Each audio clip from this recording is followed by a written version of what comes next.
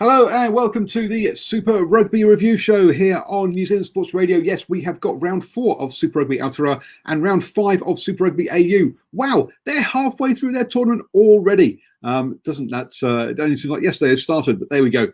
And to join me to go through all of those games, first up, we've got Ashwin. How you doing, sir? Oh, I'm good. How you doing? Not so bad, not so bad. Look, hey, I've even got my Blues jersey on. You've got your Blues jersey on, your Blues cap. Oh, wow. Must have been a good weekend for us. Then again. It was always a good weekend for us. We live in the best place in New Zealand, in the world. In the world, yeah. I was say, best place in New Zealand is not in Auckland. It's down in White. And also, Stephen Harris there, yeah, but he's got his Northland jersey on, not his, not a Blues jersey this evening. But I guess it's part of the franchise. So there we go. How are you doing, sir? Very good, thank you, Paul. Always a privilege and a pleasure to be on the show. And yeah, I have to agree with Ashwin. It's a great part of the world, right here in Tamaki Makaurau, the best place in New Zealand. It's all too crowded. It's a big smog. I mean, it's a big city. Well, let's be honest. Having lived in some proper big cities, it's not. But hey, it's all funny. Perfect sizing. So we kicked off on. So what have we got? We've got 4 games for you this week from this weekend, guys. The Rebels versus the Waratahs on Friday night. We then had the Hurricanes versus the Chiefs, with the Chiefs going into that with the longest losing record in Super Rugby, equalled with the Highlanders. Would they be able to beat or become the sole owners of that title, or would they manage to beat the Hurricanes? Then we had the Reds versus the Western Force. And finally, this afternoon, the Blues versus the Crusaders. And Ashwin, you were there at Eden Park, weren't so first off, I mean, how was the crowd? How's the atmosphere?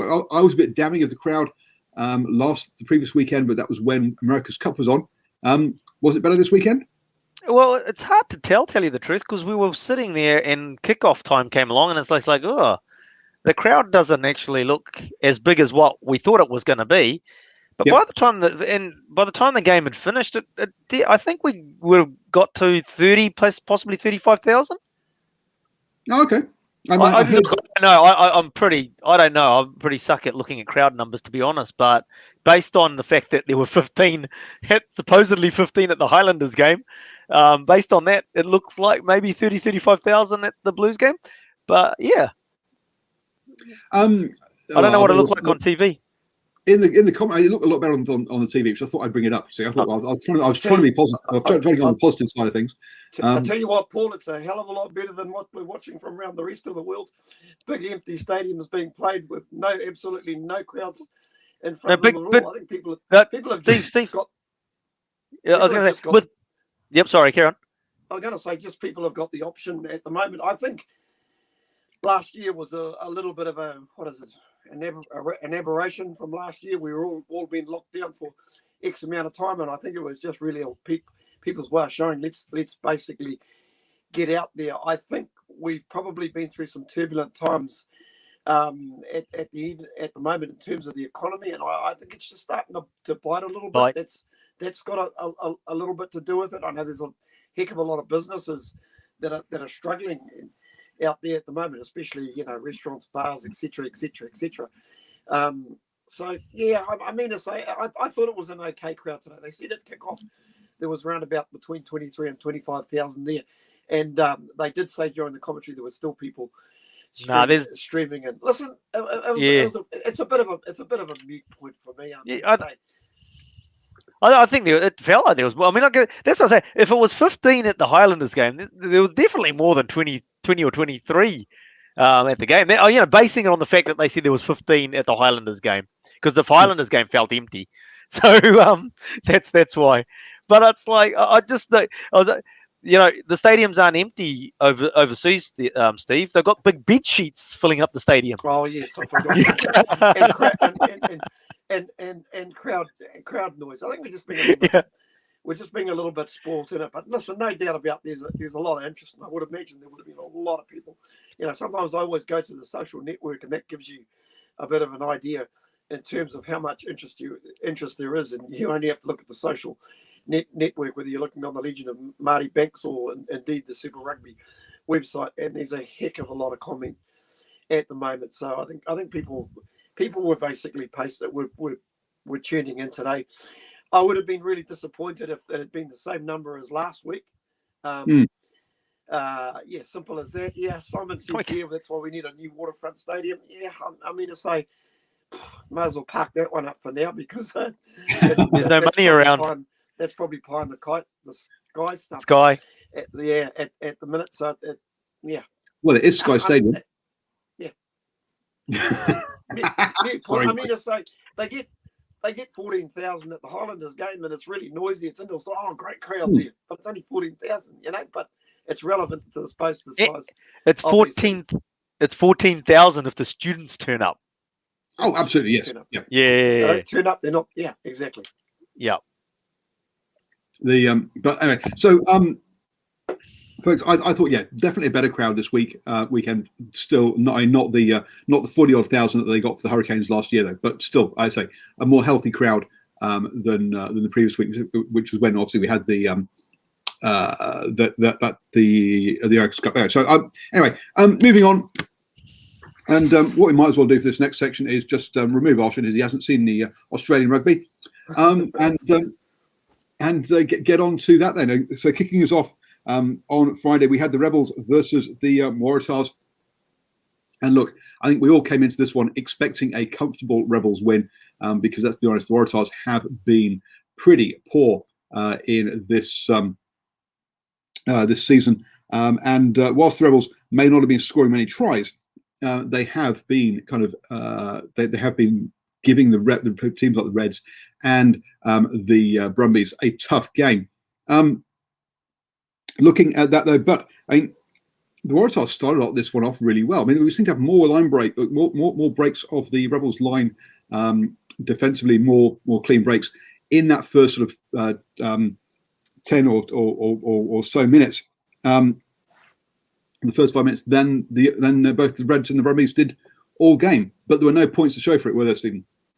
Yeah, well, that's the problem. That's sometimes when teams are struggling a little bit, they make a lot of breaks, but they just can't seem to finish them off, and that was a problem. And you always kind of sensed for the Waratahs to really be in this game, they needed some early points, put some scoreboard pressure on, but it just didn't happen at the end of the day, Paul. And of course, it was the it's certainly, in between times while those breaks were being made, of course there was that early penalty to Matt Tamua, but it was Anderson, the winger, who would go over for the first try of the game.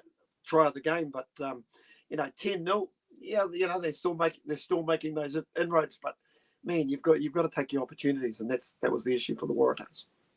Yeah, it's a real strange question, real strange things going for the Waratahs at the moment. Jack Maddox taking the penalty early on. You think that's a bit strange when you've got one of the most efficient kickers, but apparently he had a bit of a leg strain, so couldn't kick. But he's kicking from hand. Look, absolutely fine. Still sticking with Maddox on the wing and Nwanga Tuasi. Or Marky Mark, as I like to use, as that's his nickname, at fullback, because again he unfortunately looked at sea at fullback for me, and that really caused a bit of a problem in that one. And the Rebels did what the Rebels do. This time actually when they went for their tries, if they didn't get if the Waratahs infringed, the Rebels would kick it over. If the Waratahs didn't infringe, then eventually a try would come. And hence, that's what they went about. So, you say 3 Matt Tamua penalties. Matt Tamua tried 2 conversions, and that Anderson try, and it was 23-0 at half-time. And after that early bit of optimism for the Tars, I think at that point, we all knew that it had all gone. By that point, so a bit of a the second half. Well, hey, look, the Rebels went on to win it. The Tars got a couple of late tries, but in all honesty, that just added some respectability that didn't really exist on the scoreboard. There's a guy that's just posted who I thought we were just talking to 5 minutes ago, but there you go. I went and brought up the wrong one. Sorry. Paul, I was going to say, that 13 points before halftime, just pretty much, and obviously the Matt Timur show with a try conversion and 2 penalties pretty much took the game away from the Waratahs, and you just felt from there on out they were pretty much, it was a case of damage control, wasn't it? Yeah, absolutely. And unfortunately, this team just doesn't have it. A couple of players we do need to talk about. Hunter Pasami looking really good. No, sorry, totally wrong game there. Because I'm talking about Hunter Pasami plays the red. You jump games. That's how good the game was. Heads all getting all mixed up. Deary me. And you got to remember, actually, the Rebels are doing this without players like Dame Halopeti, etc. So they got Pickers, Anderson, Illy, all new guys in that back line who a lot of us wouldn't have known much about before this season. So you've got to say, hat tip to the Rebels coaching staff who have brought this team together. It's not the most exciting rugby, let's be honest, or it wasn't early on. They get it that as the season's going on, they're getting more adventurous against the easier teams or against the weaker teams, and scoring a few tries. So, yeah, you've got to say the coaching staff. Whereas if you think about the Waratahs, look, they're trying to be much more attacking. In the end of the day, if they'd gone down Wessel's route of, guys, we're going to learn how to defend and we're not going to do any attacking at all, that's how the Rebels have gone about building their team. So, look, it's they're going to be. They are improving on the attacking side, and it's good to see. Well, I was going to say another area where they probably had the better of the Waratahs too was just up front as well. A lot of those penalties coming at scrum time as well, and that's the thing. The Rebels just kept building the score, and when you've got that much sort of field position, it's eventually going to take its toll. So I suppose if there's any plus for the Waratahs, they actually showed a little bit of ticker, as Nocturnal Rights is pretty much reminded us, by the Waratahs that they did score a couple of tries later in the game. Yeah, they did. And Jack Maddox, amazingly, 137 meters running with the ball in hand. I'm surprised he had such good stats, to be honest with you. But Simon makes a good point here. It's the first game in 18 months or a year and a half in Melbourne. So great for the fans that to be back home and being able to play there. Obviously, all COVID related. And Paul, it would be remiss of us not to mention the Matt Timur try, because it was a brilliant individual try where we basically. It probably says more about the defence of the Waratahs, that he actually got a pass which wasn't the best of pass, and he virtually had to double round, and then he found some space up through the middle on the halfway, found himself at the fullback, put a kick ahead, and the bounce of a rugby ball bounces away from the fullback straight into the first five's hands, and he scores. So fair play to him at the end of the day, but it probably tells you more about the Waratahs than it does the Rebels.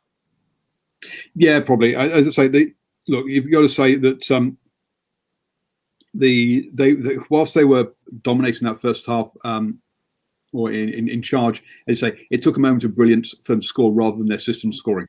And I think they still do have to work on their attacking structures.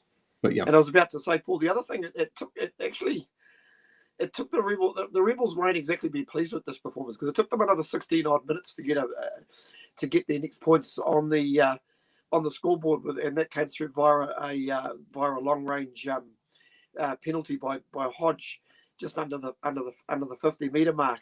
So they obviously put in a little bit of a burst, which basically took them to 26 points, and then they put on another try. So when you think about it, with 20 odd minutes, I think we've milked this game for as long as we can.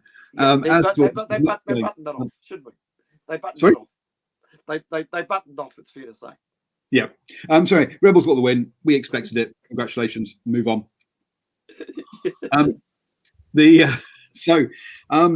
Hurricanes and Chiefs. Now, I'll be honest. I was Blake of Ashwin there. Totally. Are we done yet? Are we done yet? Are we back? Done yet.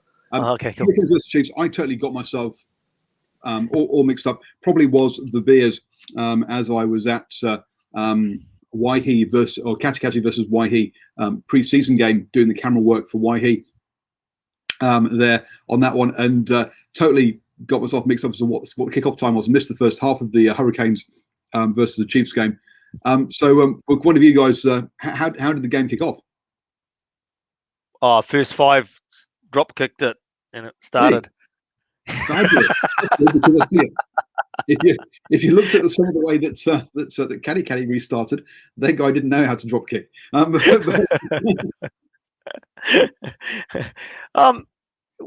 do you think, Steve? Actually, it was pretty even start. Oh, you're on mute, Steve. Well, Zoom call. It's a Zoom call.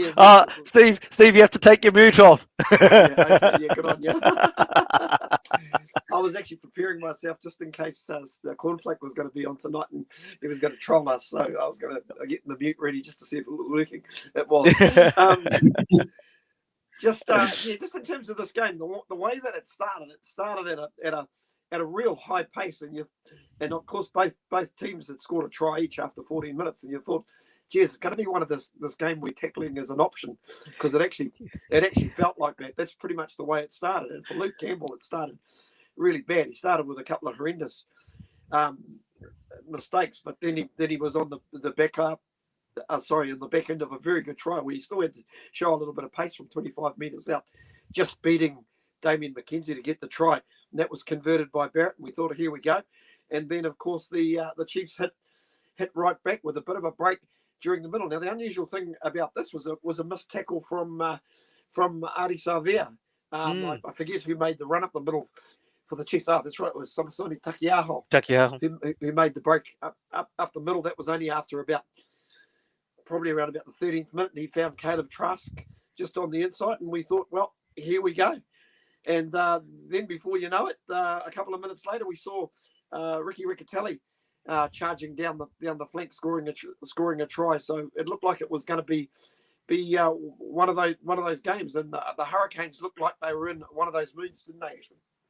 Absolutely. I think they were just really, everything was coming off for them. I mean, apart from, as you said, the halfback dropping those very first two passes that he received. But other than that, the Highlanders really did seem to get in a roll. I thought the only time the Chiefs looked threatening was when Takiaho was taking the ball up. Actually, he made busts every time he pretty much got the ball. But other than that, it looked like trouble for the Chiefs for the whole night.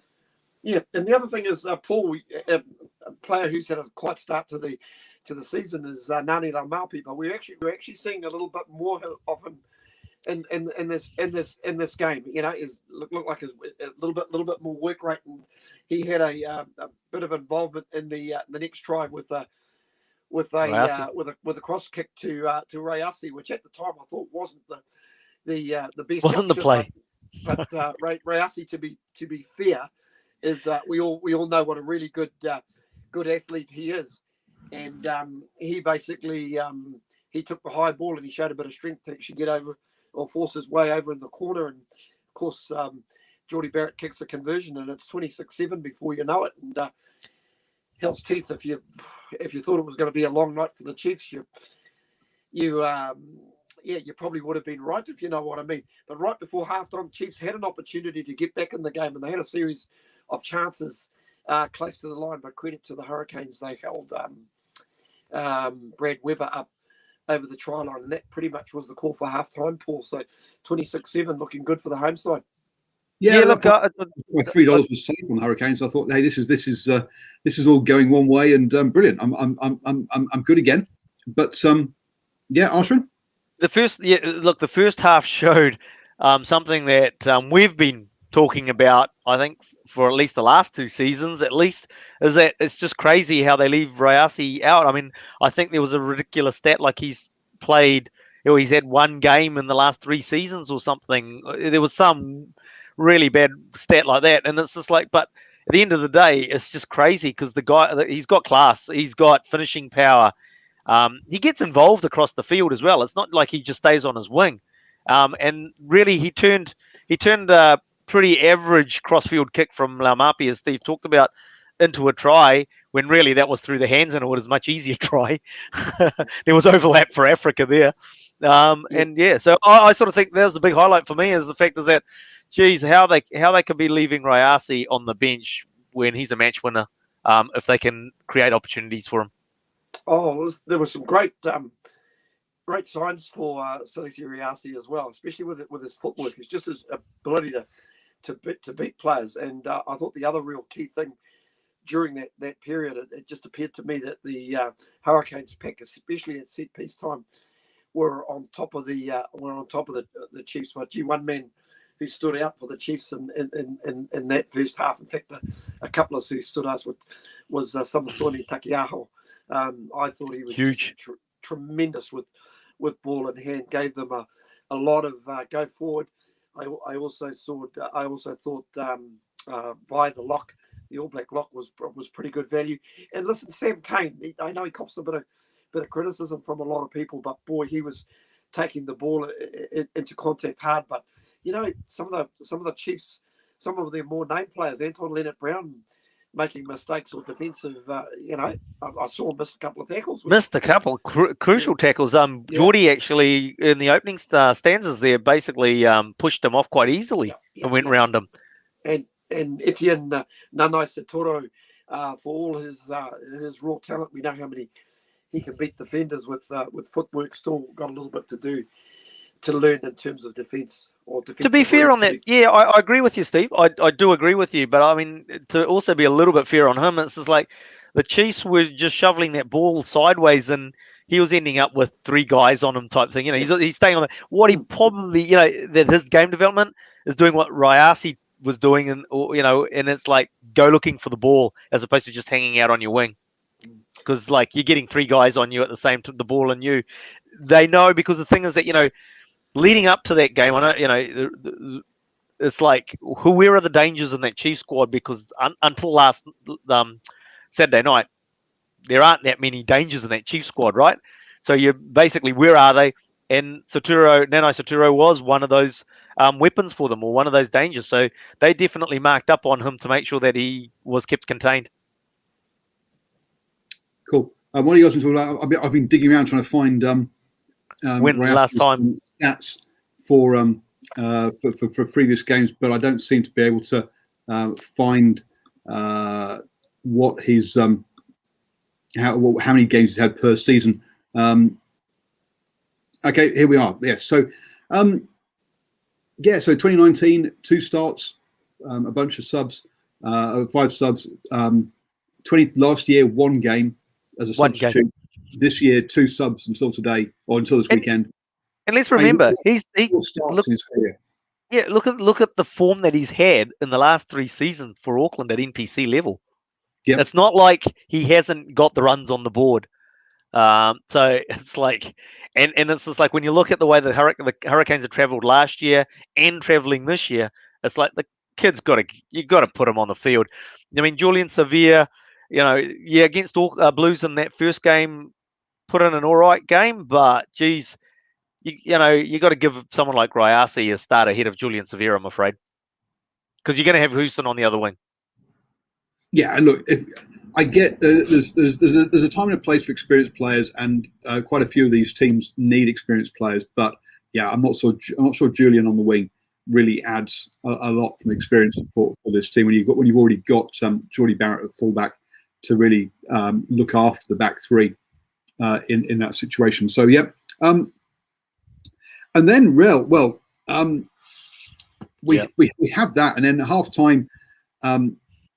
The Chiefs seem to have their Gatorade or whatever they do drink, or Powerade, that I think they're sponsored by now. Because remember one of the post-match interviews was, "Here, can you scull a blue Powerade?" So Sorry, because yes, it's Coke. Remember the man who's there selling the stuff. Sorry. So there we go. So Stephen, yeah, if Powerade would like to sponsor the show, I'll stop saying Gatorade.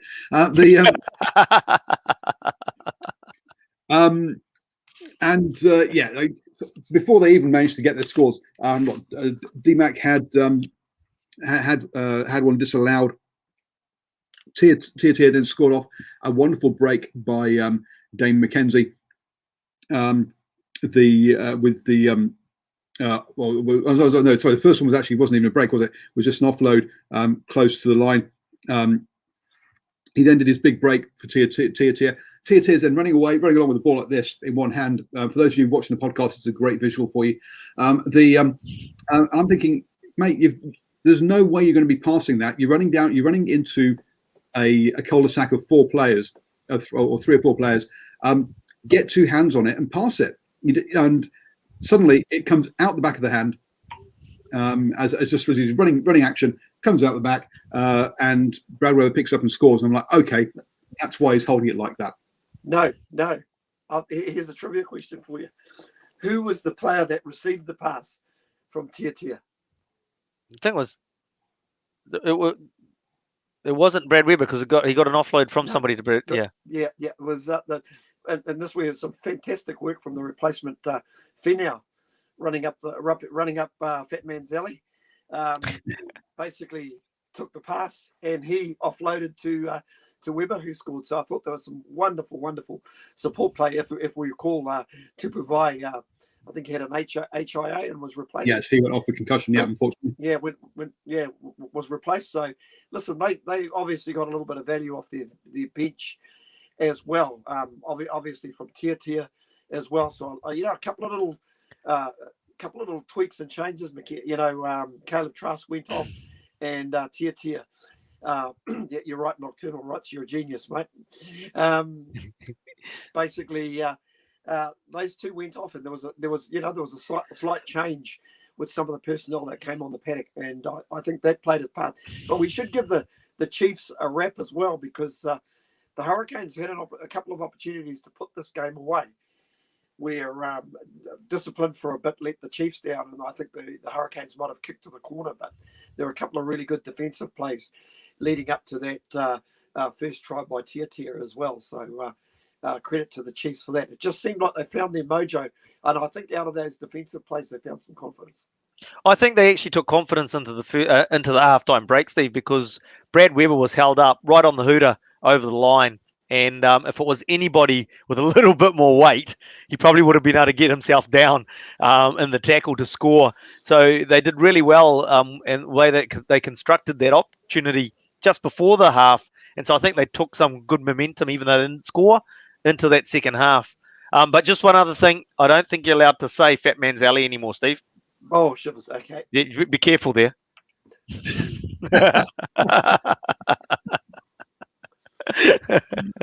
Oh dear, yes, the Broadcasting Standards Authority will be onto us if anybody makes any complaints.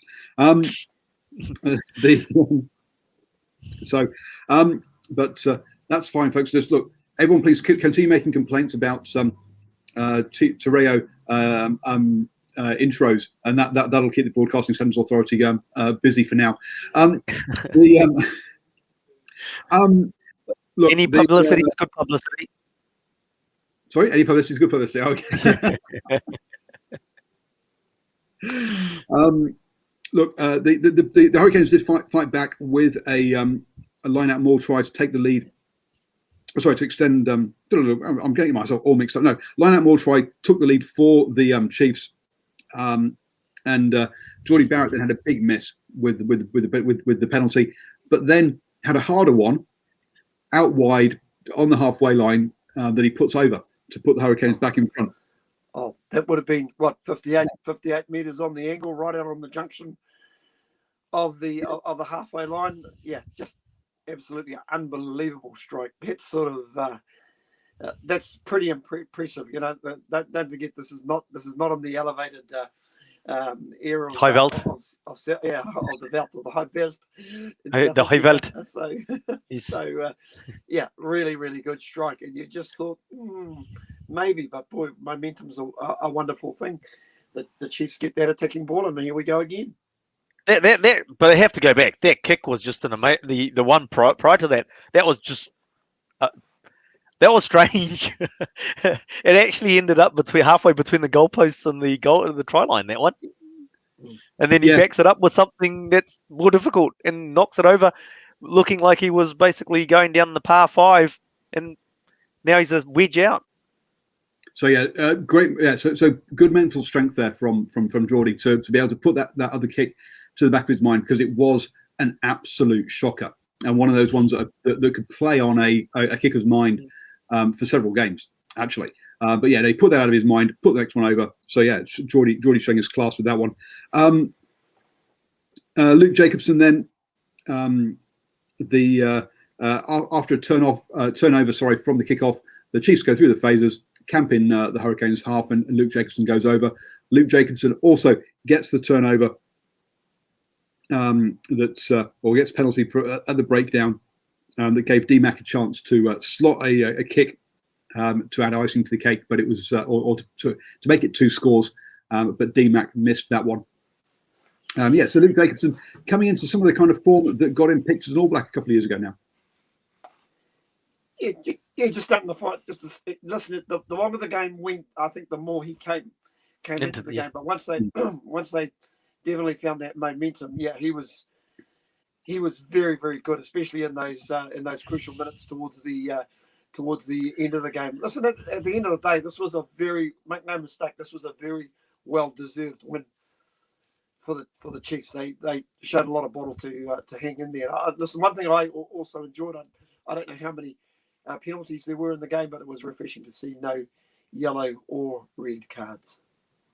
9 and 10 as far as the penalties count goes, which is pretty low, which is good. You try and aim for single figures, so that's pretty. Yeah, both of those pretty much on the button there. I think the story of this one is that the key men for the Chiefs stood up in that second half and took this game.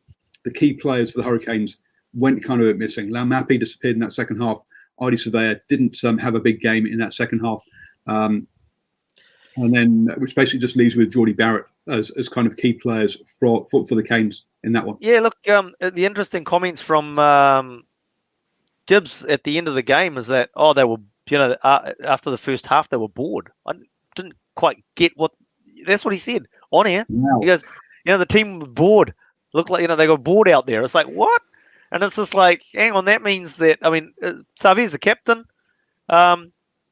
What's he doing out there? He really not only did his game fall off the foils, but then his captaincy did too, if they're getting bored and they're not getting racked up about lifting their game.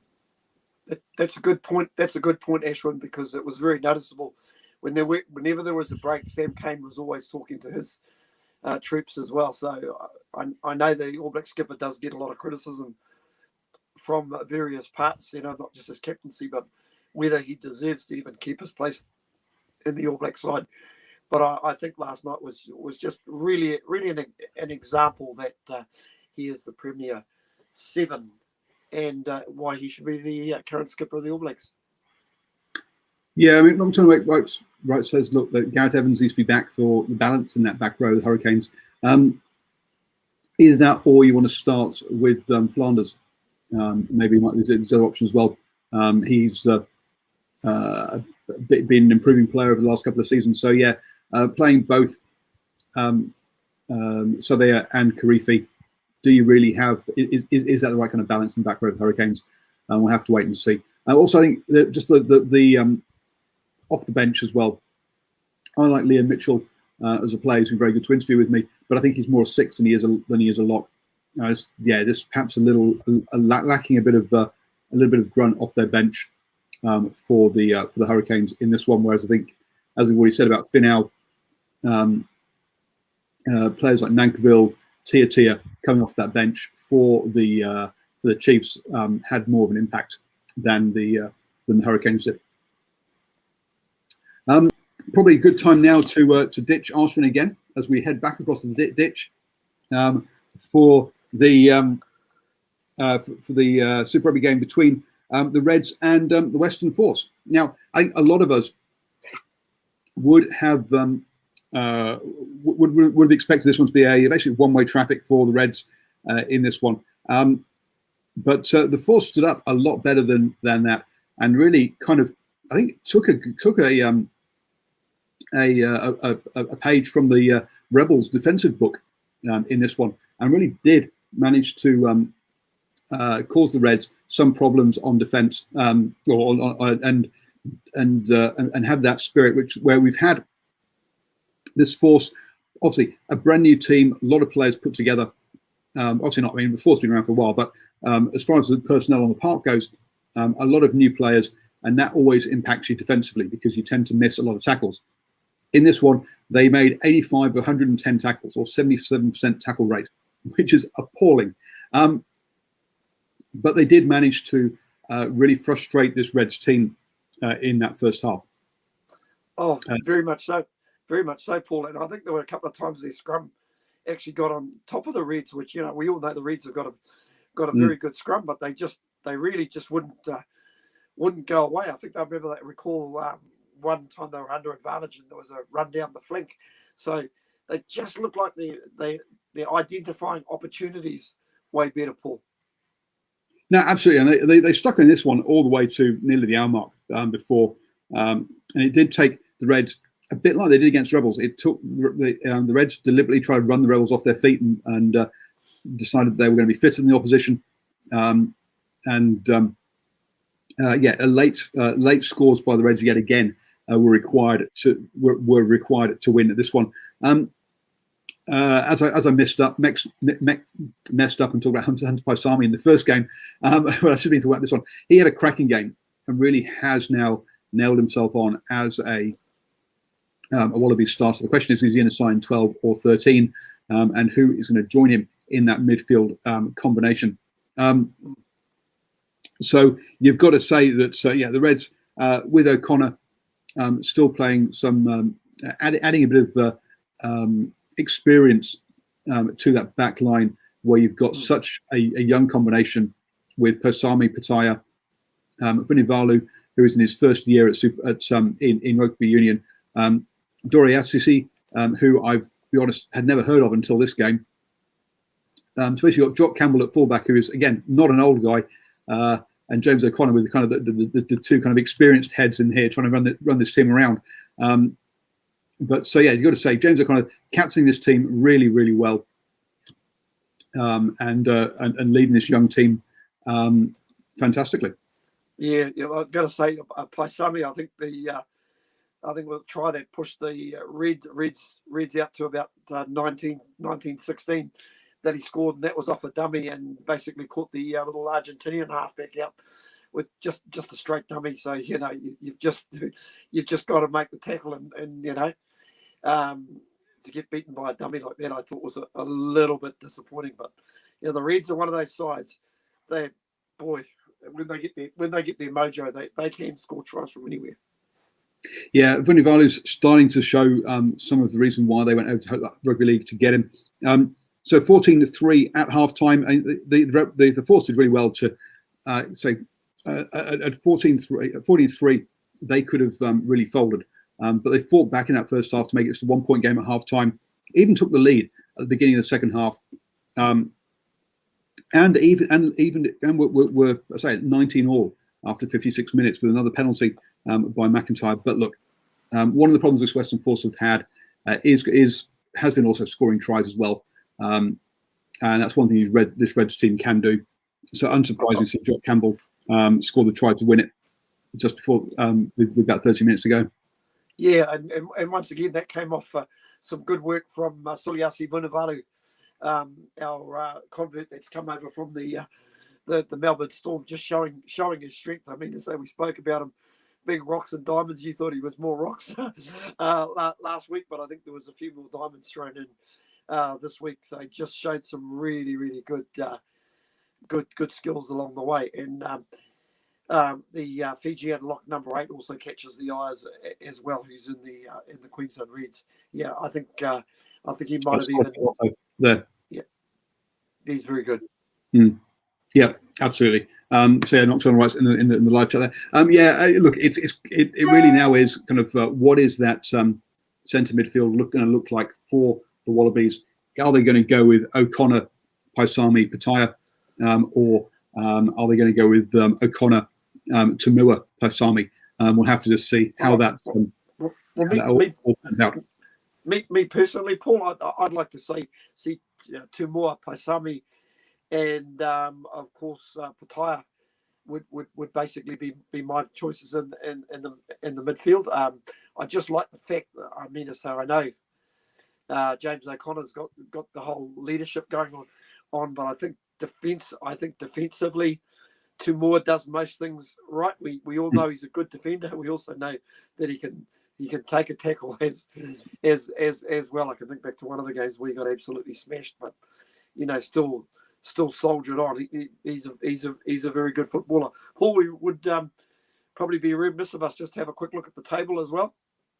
No, that's exactly what I was about to do. So yes, the Queensland Reds top the table with 4 wins from 4 games and 18 points there, so 2 bonus points so far. The Brumbies with 3 wins that lost to the Reds and 3 bonus points are on 15 points, so 3 points behind them. Then it's the Reds with 2 wins and 2 losses and 4 bonus points. So a bonus point in every single one of their games on 10 points. So Rebels, the Force then on 6 points with a win and a couple of bonus points, and the New South Wales with 4 losses on the bounce and just the 1 bonus point in last place and minus 100 on the points difference across those 4 games. So averaging, what was that, 27, a loss, losing by 27 points a game for the Tars. It's a tough old season for those guys in Sydney, you've got to say.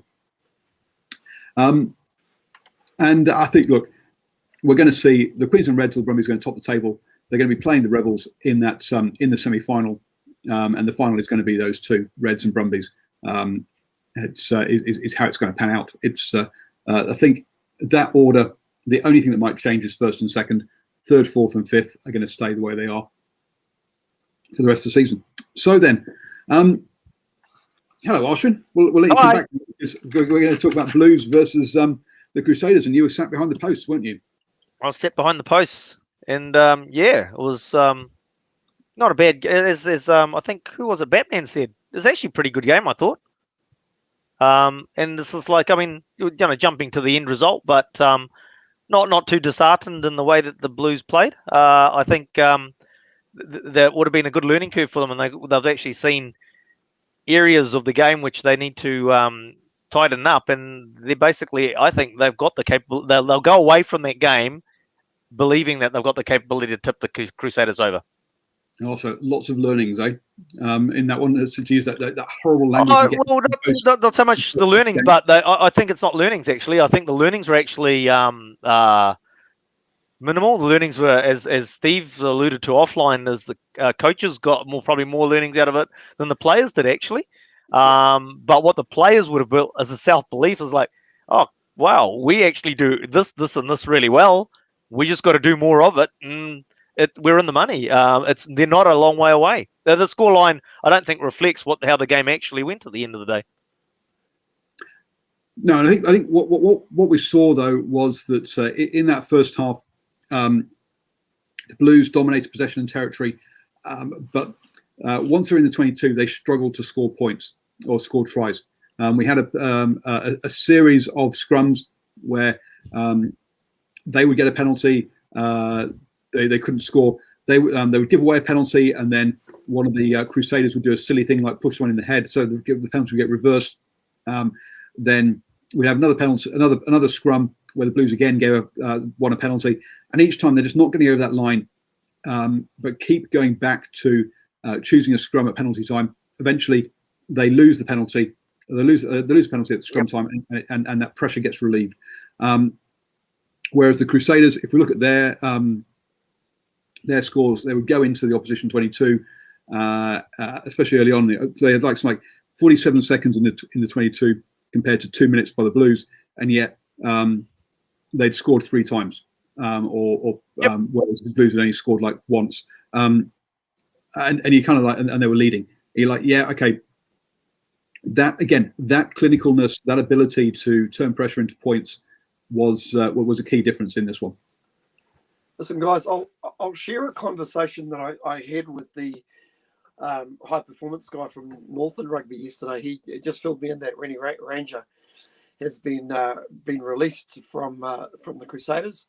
He was down there as injury cover, and he's heading off to Japan to join the team coached by Robbie Deans in a couple of weeks' time. But I said, "Oh, well, did Rangers say anything about the setup in the Crusaders?"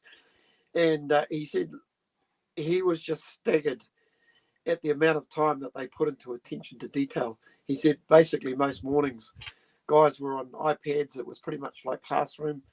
They were pretty much drilled on the little technical things that will win you contests, that will basically get decisions going your way. And compared to what, now it's obviously been a few years since Rangers been in the blue setups, but he said they were like night and day apparently. That these guys have got a real attention to detail, but they also get their development and academy players involved in this process and get them versed in terms of what's the expectation is with the top team. You know, it was really funny watching that game. Sort of told me this is exactly why they get good results. They are all on the same song sheet, and that's why I think whenever they were in the Blues red zone, they just know how to take opportunities. They know exactly what they're doing. Everybody knows their role, right through to the little kick ahead for Jack Goodhue. I kind of watched that try again, and there was almost a couple of Blue players. I watched Bryce Heem, and he actually watched what Moanga was doing. For the moment that Moanga started to drop the ball onto his foot, he should have been turning. Bryn Hall kicked it. You don't ball watch. You turn to watch that next move. So that's who Rangers joining the Panasonic Walnuts. But it's just those little attention to detail things. I think you find that Bryn Hall put the kick through. Yeah. Oh, sorry, beg your pardon. Yeah, Bryn Hall. The disappointing thing. That one, sorry, quickly. And they weren't under advantage. That's the play that every other team does when you're under advantage. They did that when they weren't, which is just again another one of those. It doesn't make any sense to me. It's just like, you know, the defensive lines are so flat. It's just like they really do need to practice not the long kick through, because you've got a defensive fullback that's going to take a long kick through even along the ground, right?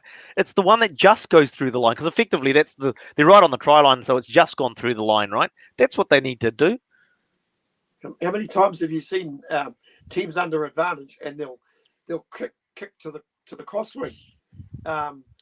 You know, where if you basically stick to your structures as though you were playing regularly, and without the penalty advantage. Yeah, without the penalty advantage, then you take those opportunities. And boy, I just knew once that try was scored, I thought, man, this is a case of a much smarter team. Well, the other thing is that just on that point though, Steve, it's just like you saw that from Saturday night's games with the Chiefs and Hurricanes as well. Is the fact is that they go under penalty advantage and they'll do a stupid play instead of actually just carrying on, like, you know, and because the penalty advantage, as long as you got the ball under control, just go on forever. So why would you kick it away? Yeah, go back to your normal game plan. Go back to your normal structures. You know what? It's under advantage, and if you keep pressing, stick to your structures, you'll eventually crack a side. I suppose the thing we're talking about today's game though, it's just like really, I think we'll never know, but it's unfortunate that Kurt Eklund, you know, 2 great touches with the ball to score 2 tries, but at the end of the day, he really did create the momentum shifting moment when he'd suplex Sever Reese with his La Liga performance. And it's like, that was just disgusting. It really was. You know, as you know, with rugby people coming from rugby backgrounds forever, it's like that performance for Sever Reese was classic, going back to Gregan styles. It was just absolutely, it just makes your blood boil on that. It's like, mate, go play soccer if you want to do that sort of shit. And I'm serious about that. It's just like absolutely makes your blood boil. I don't care what colour jersey you bring. If there's a Blues player wearing that, doing that, I don't like it either. It's just like, get up, play the game. But anyway, Kurt Eklund, not only does he do the suplex on him, then he misses the tackle on Moanga from the line out. They got down into the corner. So that was basically, and they just scored that try down the, as I look at it, down the left-hand wing coming towards us at the west end. So 9 points, I think, was in the difference at that time. And they were built that they'd got themselves back in the game a little bit. They got back to 2029 at that point, and then, but leading up to that, one of the we had the classic Justin Marshall one on the commentary of, you don't beat the Crusaders by taking 3, and you're like, okay, so how did the Crusaders beat the Blues? Well, they at 15-20 they took 1 to 3 penalties to suddenly go to 15-29. And they kicked all 3 of them. You know what? Yes, you can beat the Crusaders by taking 3s. They do it as well when it's the right time to do so. Yep. Now, there was that time, I think it was in the first half, where they went to the where they did go to the corner to make it when they were 8-10 up to make it to 8-17. But yeah, there was definitely you can beat the Crusaders taking 3s. It's about taking your points at the right time. And the Crusaders, that's exactly what the Crusaders did in that second half. That's it. This is basically, it's just like to take the points on offer. I think when you look at that, the scrums that the Blues had, the Blues were effectively dominant in the scrums. Let's realise that, and they did beat that win that scrum battle. But in saying that, with the dominance and position that they're having at that time, possibly taking those 3 points was a better option, and then getting together and saying, look, let's get back down there. Let's not do anything stupid. Let's just get back down there and take the opportunity of them giving away penalties, because they do that. I think it was Jordan that said it. It's like, Blues struggled in the 22, or were the Crusaders cynical under pressure, which we know that they are. Yeah. Hold on to possession. That's all Crusaders do was get over the halfway line, hold on to possession until the Blues gave away a penalty, and kick it over 3. That was their game. I think he's referring to when the Blues were attacking in the 22 and the Crusaders giving us away cynical penalties. Yeah, but because the Crusaders know you're not going to take 3, they're more happy to do that. Because it's sort of like it's sort of like the Justin Marshall comment, isn't it? It's like you don't beat the Crusaders by getting 3s. It's just like, no, you do, but you got to back it up. Is the issue? Is like you take the 3, and then you got to make sure you get back down there and don't do something stupid. It's not. I thought I actually thought the scrum contest was pretty even, but where I thought the Crusaders had an edge was with their loose forward trio. I thought their loose forward trio actually shaded the Blues trio. To be honest, I thought Akira was all right. I thought Satutu was very quiet in the game. Scored a try near the end off a nice Tom Robinson offload. But boy, you saw how much energy both Chait and Robinson actually brought to that team when they came on the paddock. Listen, for me, a lot of the damage was done when this team was named. I thought it was very conservative when I saw it with Ruru at halfback, and I just thought we needed more energy in the back row. Listen, Akira's gone great in the last few weeks. He's been fantastic, but to me, Satutu hasn't exactly set the world on fire. And I just think when you're playing a team like the Crusaders, I think you've basically got to match them in every position in the pack. And I just thought we were just lacking in energy and I'll be honest with you, Steve, didn't feel that way. It actually felt that they were quite competitive. I think that's the disappointing part about them giving away the penalties. I mean, when you're watching it at the ground and that, the defensive line was actually, obviously it bend, but they regroup and they would start and they were holding them. So I don't think that they necessarily, I think it was disappointing. There were soft penalties. When you look at the offsides, that penalties that they gave away in particular, because there was about 2 or 3 of them that were shots at goal. They didn't need to, because that wasn't where the play went anyway. So I think that they gave away a few soft penalties, and that they should have just trusted the defence, which was actually holding up pretty well. I mean, at one stage, it was 3 tries to 1. Looking at the sort of tackles, Kiriwani only had to make 5 tackles, didn't miss any. Gibson only made 3. Hoskins Tutus made 2 and missed 1. I mean, that really is extremely low numbers of tackles having to be done by your loose forwards. You look at, Blackadder got through 17. But then is that because of the way the game transpired, as opposed to getting it outside of those big hits, right? The talk was all week about how big the Blues pack is. So you're not going to run it at the big Blues forwards, are you? You're going to try and get around the outside of those guys. Possibly what needed to happen was that the defense of those guys like Sotutu and Kira needed to get into the wider channels where the ball was being run to by the Crusaders. But it meant that it wasn't like all their energy was being sucked up by big defending.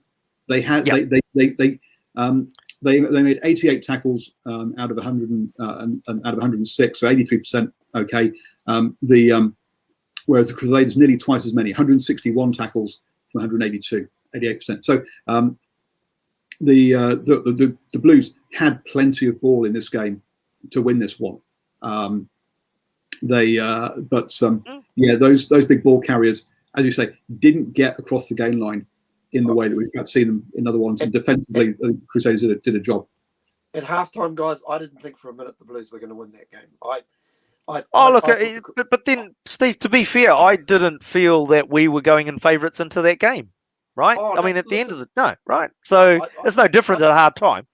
I thought we might be a chance. I didn't think for a moment we were favourites, but I didn't also think at halftime that I actually thought the Crusaders would win going away, and that's exactly how it played out. And it just comes back to being that much smarter. When their quality players stand up, they really, really stand up.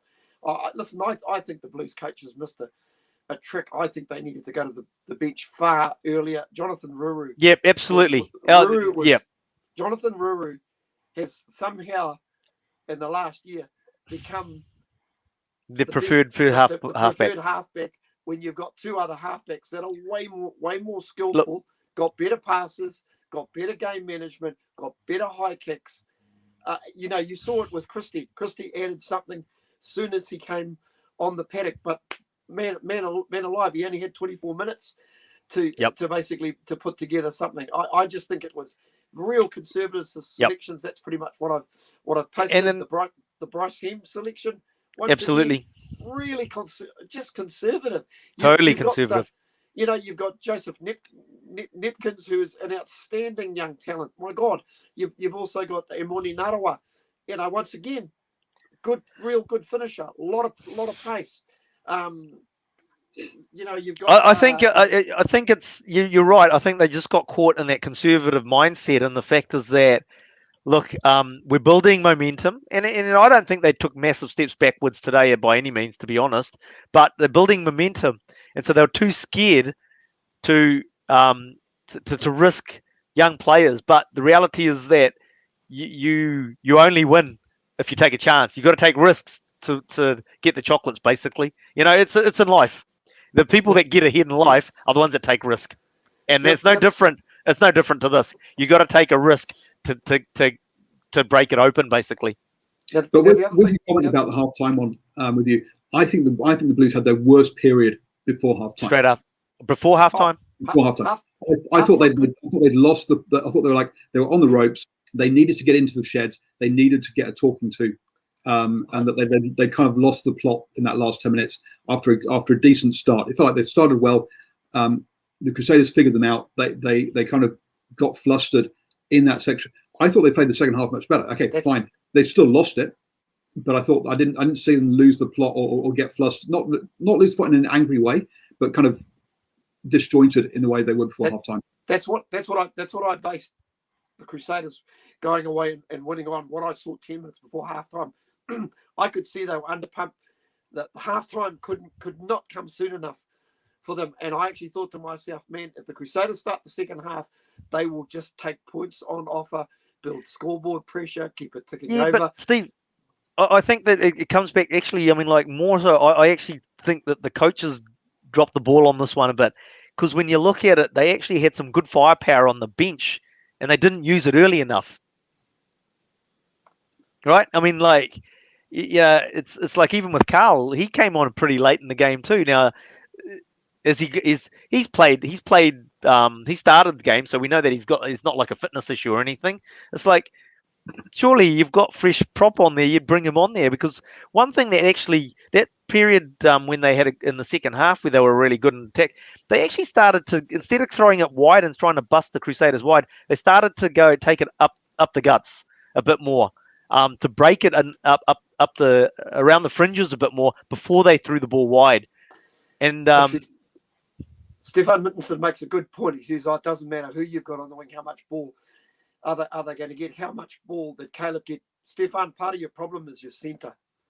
That the current centre for the Blues is a massive issue for me, and it's just his ability to actually set guys up on the outside. He's actually missing a trick.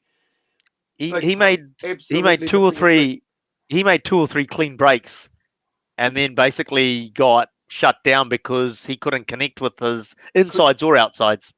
Couldn't connect. There was also an opportunity for Caleb Clark to run, where all he needed to do was shift to, because he's a big guy.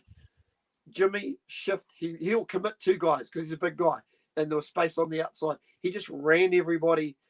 He just absolutely ran everybody out. The defense across. Yeah, I mean, so I was actually confident the Crusaders were going to win going away at halftime. I didn't think there was only one winner. Well, I thought the Blues came out better in the second half. I also agree that that last 10 minutes was only one winner. I'll be honest, I never thought that the Blues were going to necessarily. I thought they would get in contention that second half.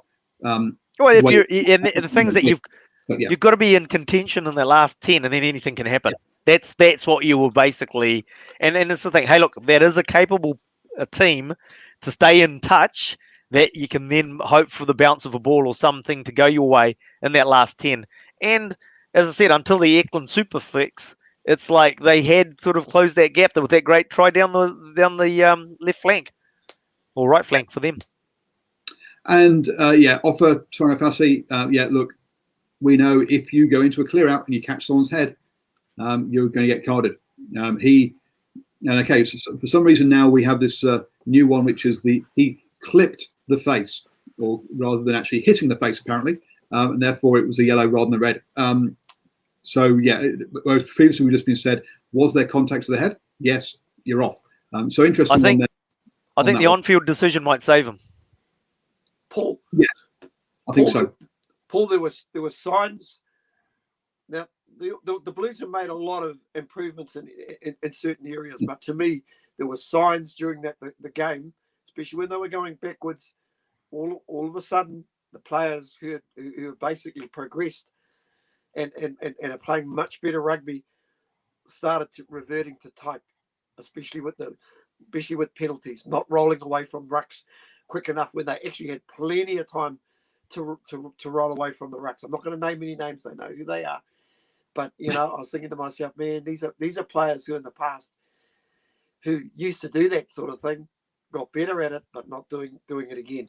But Ashwin, you could well be right. This could be a trick that the coaches have missed. But I was really disappointed. I think so. They did not go to the bench early. That. Yeah, absolutely. And the bench was silly. I mean, like, I was a bit dubious when I saw Bryce Heem's name, but then as they always do when any player's signed up, it's always the positives of that player, and like, he's been playing really well up north and blah blah blah.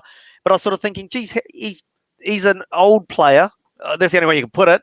But he's got to have, the Jets aren't there, and you've got him on the wing, And we saw that. Here's the issue: he wasn't even in the original squad. No, he's only been 2 weeks. He's been 2 weeks in the squad. He's come in as an injury replacement for Johnny Masalai. That's right. If you're going to pick these young guys, for crying out loud, play them. We've spoken about the fallacy of the night before. Our young Rayasi is playing, and we were scratching our heads. We were scratching our heads a year ago, wondering why the Hurricanes weren't playing him.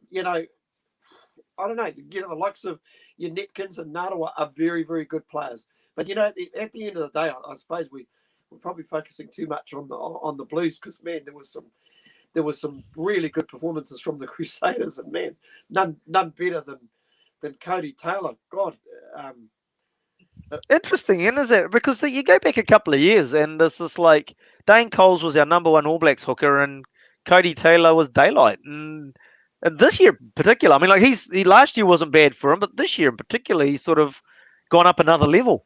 Oh, well, Cody Taylor was was one of those guys who said, "Oh, they're giving away All Blacks jerseys with this Fiji game. He'll be a one-cap wonder." it's like. And next cab off the rank is Ethan Blackadder. Boy, he was good. And listen, one of the breaks he made, it was really interesting.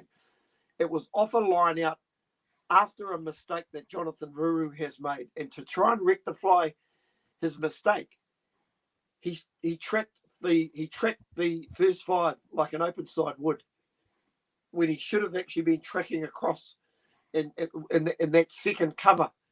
And because he ran out of the line, because he ran straight out of the line, there was no cover there. And Ethan Blackadder went straight through a big hole. And then the play came back to the left.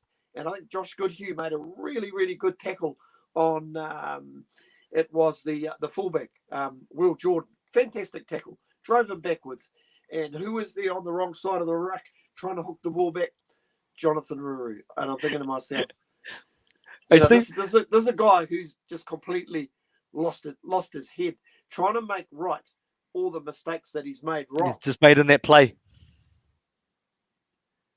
Yeah. So just a question: was there any Northland player that had a good game tonight? No, sorry, non-Northland player that had a good game tonight. I think there was only two Northland players on the paddock, and Tom Robinson, I thought played really well, and Josh Goodhue, I mean to say, he won. He was knackered.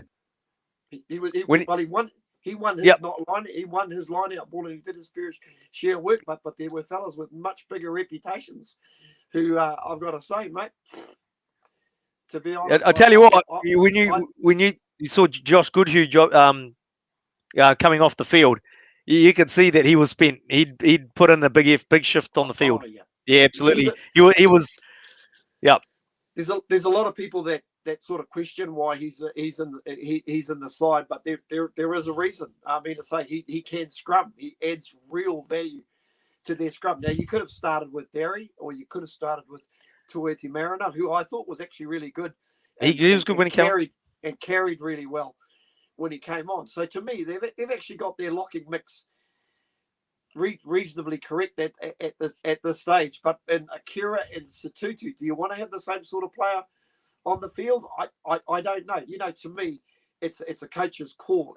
If those guys are not working out on the night, I think the coaches have got to try and read the room really early. And in the case of Ruru, it should have been read at half time. Cool. Okay, guys, I think we're coming up on a lot of the stuff that we've already talked about in this one. But yeah, well done to the Crusaders on the win. Yes, we've focused a bit more on the Blues, but hey, we're all Blues fans. So unsurprisingly there, folks. Yeah, Blackadder was the leading tackler as well. David Havili and Jack Goodhue didn't do much in attack, but both tackled their hearts out. And they both made 15 tackles each, being the second. What was the possession stats, Paul? I think the Blues probably were they had more possession. Yeah, oh yeah, absolutely. 61% possession and 59% territory for the Blues. So yeah, no, I mean, all the tackling was by, as I say, was they made twice as many tackles the Crusaders than the Blues, just about. I don't think people will say, oh yeah, we didn't see much of Havili, we didn't see much of Goodhue in their centre positions. No, but they defensively held the Crusaders together in that piece. So well done to the Crusaders. Look, we do need them to lose at some point, because otherwise it becomes a procession to the title. But boy, they are a cracking setup. Let's be honest. Well, it's good to lose now rather than in the final. Well, there's that. That's if you're in the final. Oh, I tell you what, after today's game, I mean, the Chiefs won last week, but I mean, and you know, you always a starter's chance, but just like you said, Steve, with the Crusaders against the Blues today, the reality is that that's a scary prospect for the Chiefs after getting back on the wagon, is to face the Blues next week. But one thing I will say, just watching the intensity of today's game compared to what we saw last night, and even compared to what we actually saw at Eden Park 7 days ago against the Highlanders, it's next level. It's next level, absolutely. So a quick look at the table at the moment. Look, Crusaders obviously top of the table with 18 points off their 4 games. Everyone else has played 1 less game, so the Crusaders have a bye next weekend. So at least next weekend we won't have a Crusaders win. So we can keep up the envy up north. Exactly. That's what I had to say. Yes. Blues in second place on 9 points with the 2 wins. Then the Highlanders with 1 win and 2 losses on 5. The Chiefs with 1 win and 2 losses on 4, and the Hurricanes with just 1 point with 3 losses there. Look, again, a bit like the Australian Conference, where I think we can pretty much call the final already.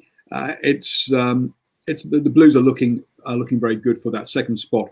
I would say the Highlanders are about the only ones that maybe could upset them. But I think the Blues should be finishing second, and it's a question mark as to how the other 3 finish. Highlanders, I think, will be third, and the Chiefs and the Hurricanes will have to see how that goes. A few pulled faces there, so maybe I'm calling this a bit too early, according to Stephen, with that one. But we'll see how the table pans out. Thank you very much, Ashwin. Thank you very much, Stephen, for joining me yet again here on the review show. Ashwin will be back hopefully tomorrow night with the swinging. Board meeting. And with obviously the new series between Bangladesh and New Zealand, and the Black Caps will be key on that one. Was there a game of cricket played yesterday? There was a game of cricket played yesterday. It wasn't take very long.